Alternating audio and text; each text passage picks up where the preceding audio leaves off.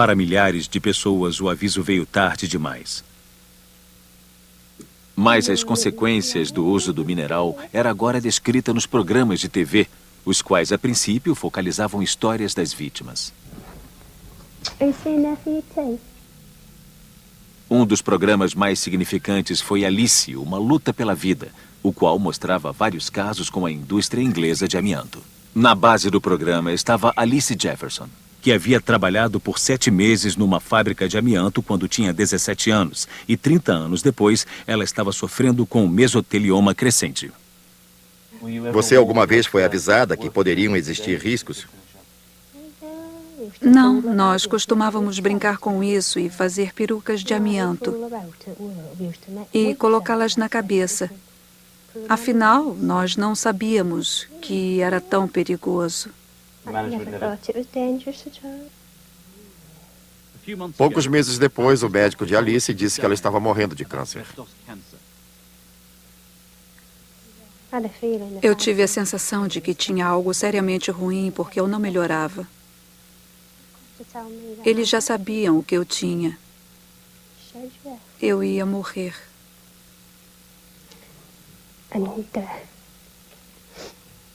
Eles me disseram que eu tinha de 3 a 6 meses de vida. Sheila Fenwick nunca trabalhara com amianto. Seu pai simplesmente trouxera pó de amianto para casa, voltando de Washington quando ela era criança. Aos 51 anos, ela morreu de câncer, um mesotelioma. Eu apenas gostaria de saber quantas pessoas Turner e Newell mataram que nem sabiam que estavam morrendo pelo amianto. Na colônia de amianto no leste de Londres, um gerente geral era Tony Mendel. A quantos funerais você foi durante seus 12 anos na colônia de amianto? Algo em torno de 110. Eu mantinha minha gravata preta na mesa de escritório, porque ir a funerais era uma parte ruim do gerenciamento naquela fábrica. 3 semanas depois desta entrevista, Tony Mendel descobriu que também tinha asbestose. Eu pensei em trazer a público 2 coisas. A primeira, que o amianto causava horríveis casos de câncer. E, em segundo, que não traziam riscos só aos trabalhadores. Esta era a verdade mais alarmante. Isso aconteceu por causa da má-fé de certas empresas e de como o governo não protegeu ou indenizou as pessoas como deveria. Foi por isso que fiz este chocante documentário.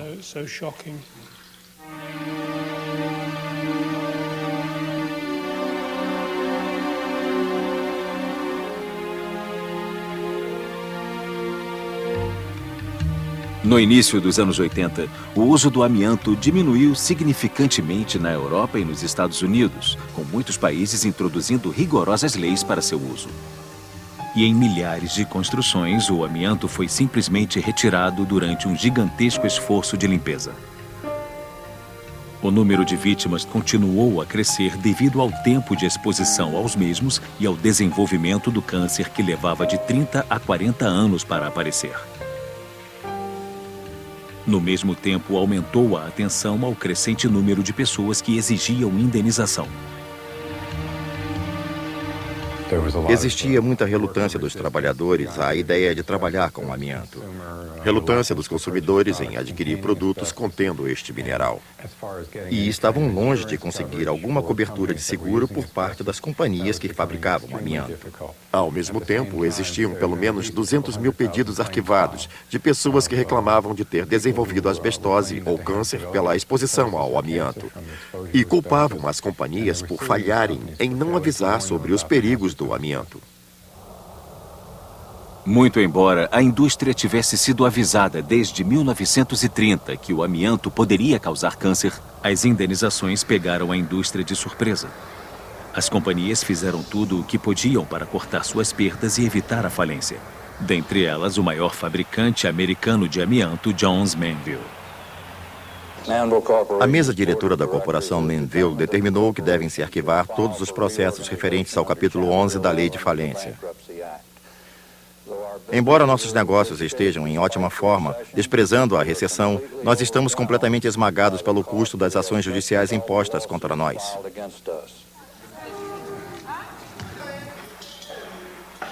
Enquanto continuava a limpeza em escolas, prédios públicos, lares privados e em toda parte durante os anos 80 e 90, houve um aumento nos países que proibiam o uso do amianto, mas o número de doentes continuava crescendo.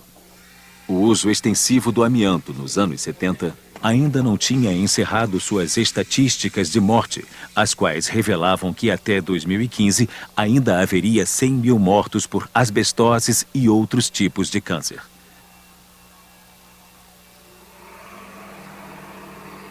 Mas a tragédia continuou seu caminho no terceiro mundo, onde a falida empresa de amianto convenientemente abriu um novo mercado.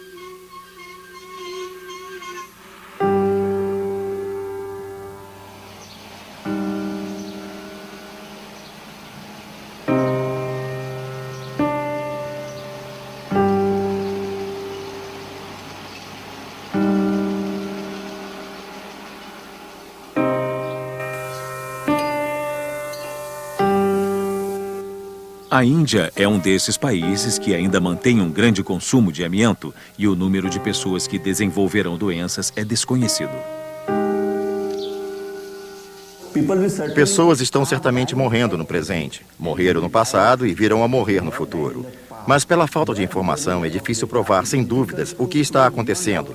Que pessoas vão morrer em 2010 não temos dúvidas. Pelo menos 100 mil irão morrer, sem sombra de dúvida.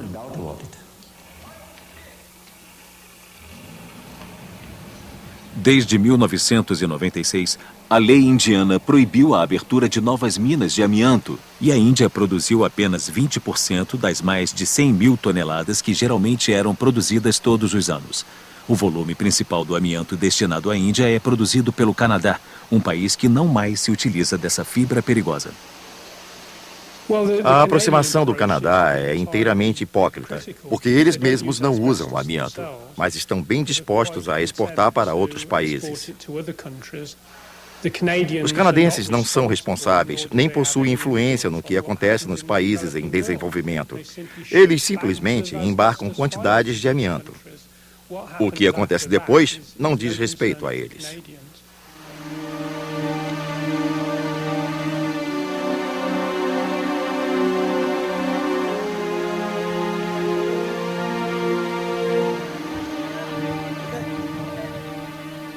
Enquanto a tragédia continua nos países em desenvolvimento, na Europa há muito ela já cessou. Em 1999, os Estados Unidos impuseram o total banimento do amianto até o ano 2005. Mais de 100 anos depois dos primeiros avisos dos inspetores de fábrica ingleses, que na época intitularam de O Pó Maligno.